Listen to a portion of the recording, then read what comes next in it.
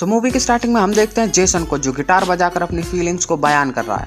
पेलीची नागिन निकाली मुन्ना बटोळा लागला, पेलीची नागिन निकाली मुन्ना।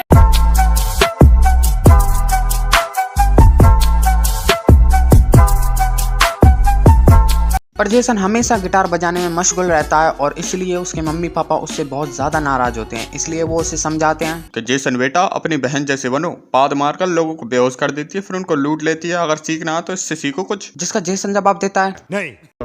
सो असली स्टोरी स्टार्ट होती है अब, जहाँ जेसन और उसकी बहन शहर के सबसे महंगे स्कूल में पढ़ने आते हैं, क्योंकि इनके पापा के पास बहुत ज्यादा पैसा है। और दूसरी तरफ सिस्टर सोफी की एंट्री होती है, जो दूसरे स्कूल से इस स्कूल में ट्रांसफर होकर आई है। और ये याद रखना कि ये मूवी की विलेन है। क्या बोला तूने? हाँ, वैसे तो ये एक टीचर होती है, लेकिन इसको एक मॉर्निंग प्रेयर तक नहीं आती, इसलिए इस पर बच्चे बहुत ज्यादा शक करते हैं। और खास करके जेसन की बहन। वैसे देखा जाए तो जेसन की बहन यार सुंदर तो है। बात तो सही है। लेकिन जब सोफी जेसन को दूसरी लड़की से बात करते हुए पकड़ती है तो शी भी लाइक, और वो उस लड़की को जेसन से दूर बैठा देती है। फिर स्कूल खत्म होने के बाद सोफी जेसन के पास पहुंचती है और उससे पूछती है कि तेरा चमड़ी मैटर तो नहीं है उसके साथ। जेसन भी लाइक नहीं। जिसे सुनकर सोफी मैडम खुश, लेकिन अगले दिन वो देखते हैं कि जेसन तो उस लड़की को किस कर रहा है। एंड सोफी मैडम भी लाइक, मेरा तो इतना लाइफ खराब हो गया है, इतना लाइफ खराब हो गया है मेरा। अब सोफिया मैडम को गुस्सा आ जाता है, इसलिए वो उस लड़की से कहती है कि तू अगली बार जेसन के पास गई तो मैं तेरे गांड में गोली मार दूंगा। फिर सोफिया मैडम जेसन के पास जाती हैं और उससे बोलती हैं कि तो मुझसे कहा था कि तेरा चमड़ी मैटर नहीं चल रहा है। जिसका जेसन जवाब देता है, हमारे यहाँ ऐसा ही होता है। सोफिया मैडम गुस्से में बोलती है कि अब मैं तुझे दूंगी पनिशमेंट, चुपचाप स्कूल खत्म होने के बाद मेरे घर पे आ जाना। अभी मजा आएगा ना भिड़ो। फिर जेसन स्कूल खत्म होने के बाद सोफिया मैडम के घर पहुंचता है और वो देखता है कि सोफिया मैडम तो कपड़े बदल रही हैं, जिसे देखकर जेसन भी लाइक,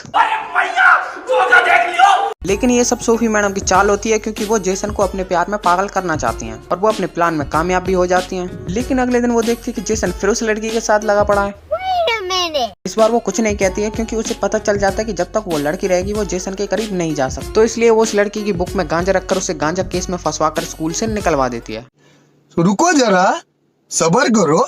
सोफिया मैडम जेसन के कमरे में भी दारू रखवा देती है और उसे स्कूल में पकड़वा देती है। और स्कूल वाले जब उसे निकालने वाले होते हैं तो उसे बचा लेती है, जिससे कि वो जेसन के क्लोज आ सके। नहीं, मैं नहीं मानता। तुम लोगों को लग रहा होगा कि ये स्टोरी में चल क्या रहा है, तो तुम सबको मैं बता दूं कि सोफी एक बहुत अमीर और एक साइको टाइप की लड़की है, जो जेसन के प्यार में पागल है। और उसका असली नाम नोरा है। और वो जेसन के पास जाने के लिए असली सिस्टर सोफिया को मारकर उसकी जगह ले लेती है। लेकिन अब जेसन की बहन को सोफी पर शक होने लगा है। और जब सोफी को यह बात पता चलती है तो सी भी लाइक, तेरा तो गेम बजाना पड़े। लेकिन उससे पहले एक रोमांटिक सीन भी होता है।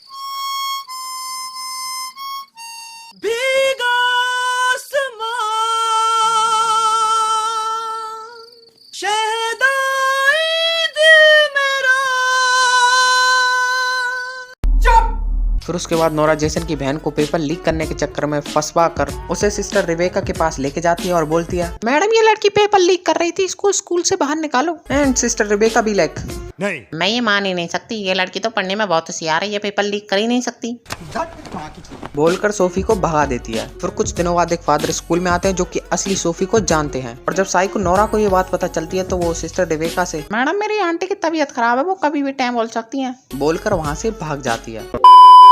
So guys, due to some technical issue मेरी वीडियो यहाँ तक ही बन पाई है, तो आगे बनने में थोड़ी प्रॉब्लम आ रही है, इसलिए मैं इसका पार्ट 2 जल्दी अपलोड करूँगा। तब तक के लिए सब्सक्राइब करके रखना मेरे चैनल को और बेल आइकन भी दबा देना, ताकि जब वो वीडियो आए तो आप उसे देख सको। तब तक के लिए बाय।